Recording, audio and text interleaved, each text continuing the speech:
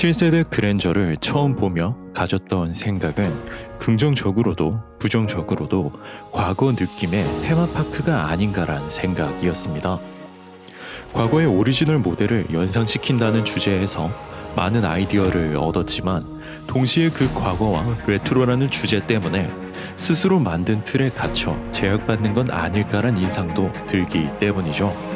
흔히 말하는 레트로 리스펙트의 관점에서 과거 모델을 재해석할 때면 재밌는 아이디어들이 금방금방 만들어지다 보니 자연스레 과거 연상에 계속해 빠지게 되고 그 탓에 몇몇 디테일들이 의도하지 않은 호불호를 만들어낸 것 같은데요. 이런 7세대 그랜저의 실내외를 살펴보며 호불호에 대한 얘기들과 논란에 가려진 우수한 요소들, 그리고 아직 논란이 되지 않은 부족함도 다뤄보겠습니다. 7세대 그랜저 외관에 대한 얘기는 전면, 측면, 그리고 후면을 구분할 필요가 없다는 점에서 시작합니다. 물론 이미 오래전부터 전축 후면의 구분이 의미 없어진 자동차들이 많긴 했지만 이 차는 정말 입체적으로 바라볼 때 그 만족도가 더 높기 때문에 하는 말인데요. 외관 곳곳의 디테일에 대한 얘기도 훌륭하지만 차체의 볼륨이 정말 압도적이기 때문입니다. 이미 도로에서 수차례 마주치셨겠지만 사진이나 영상으론 이를 모두 담을 수 없을 만큼 볼륨감이 상당한데요. 예를 들면 사진으론 밋밋해 보일 수 있는 이 전 측면이 그 실물에선 전체적인 볼륨감은 물론 그 볼륨들이 모서리마다 어떻게 변하는지를 계속해 감상하게 만들며 진심이 담긴 감탄까지 나오게 합니다. 이렇게 볼륨감이 인상적이기 때문인지 평소 같으면 과하다 싶던 공식 자료의 표현들마저도 설득력 있게 와닿는데요. 예를 들어 이런 문장이나 이런 문장 같은 표현들은 글만 보면 과하다 싶다가도 차와 번갈아 가며 볼 땐 생각보다 더 많이 잘 어울리고 설득력 있다는 인상을 주는데요. 이렇게 공식 자료를 보던 중 이전까지 저는 전혀 모르고 있던 것이 하나 있습니다. 전면 DRL에 대한 표현인데요. 그저 사이버틱한 분위기를 원한 것인지 알았던 이 디테일은 새벽녘 해가 뜰 때 지평선 가득 빛이 퍼지는 그 극적임의 영감을 받아 표현한 것이라 하는데요. 추측하자면 이런 이미지나 이런 이미지 속 빛의 영감을 받았다는 말인데 뒤에 가서 붙인 말일 수도 있지만 결과물과 이미지만 본다면 꽤나 그럴듯해 보이기도 하고 이 관점에서 보면 거대한 현대 엠블럼은 떠오르는 태양이 아닐까란 생각도 들게 합니다. 다만 DRL의 끝에 Seamless Horizon이라 너무 직접적으로 써놓은 것은 조금 과하다는 생각도 드는데요. 지금은 괜찮지만 몇 년 뒤엔 좀 유치해질 수도 있어 상품의 사회적 수명에 부정적 영향을 줄 수도 있기 때문이죠. 예를 들면 한때는 첨단 기술의 상징과 같던 표현인 HD란 단어나 4K란 단어가 이제는 많이 진한 상품에 붙는 느낌을 주는 것과 비슷합니다.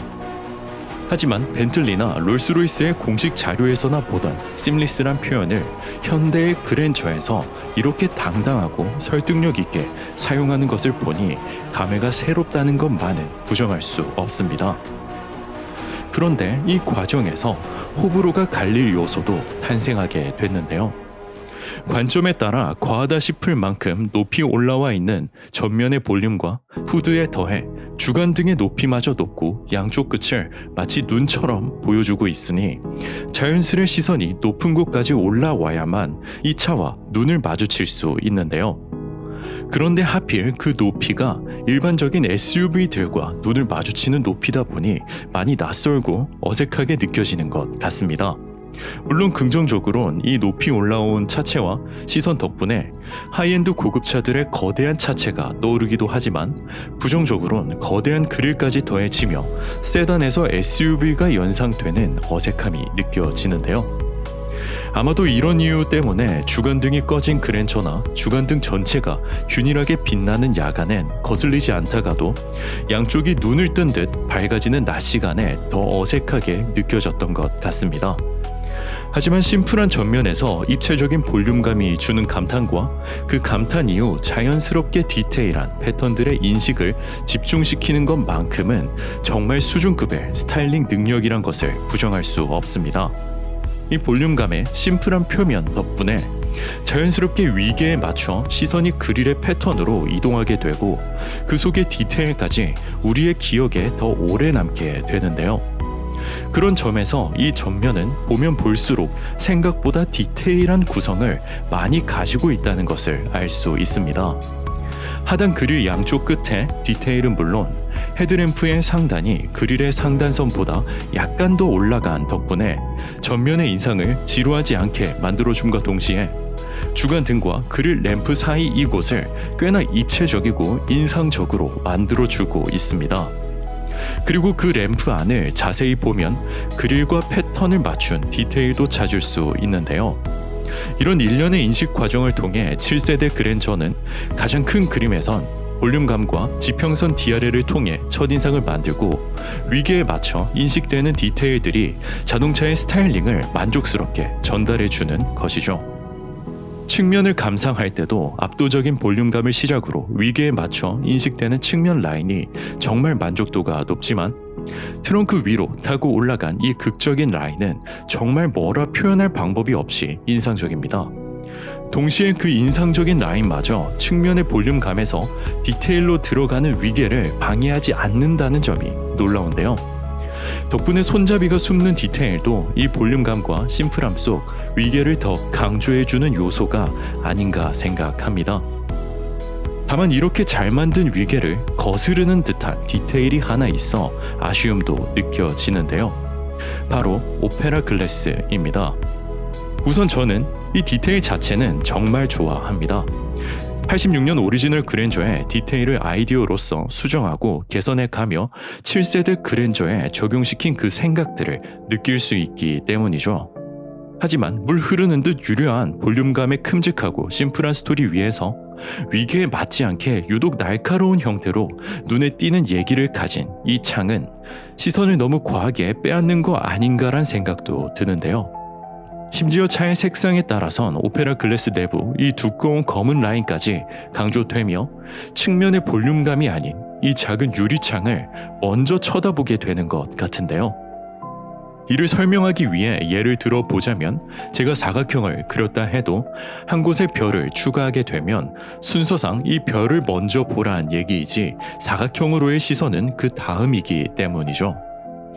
마찬가지로 86년 각그랜저는 이름 그대로 각지고 단순한 조형 위에 각진 디테일들로 얘기하는 스타일링이었기에 이 작은 창도 녹아들 수 있었다면 7세대 그랜저는 표면만 단순할 뿐 유려하고 부드러운 볼륨감과 그 속에서 위계를 맞춘 디테일들의 스토리를 가지고 있습니다.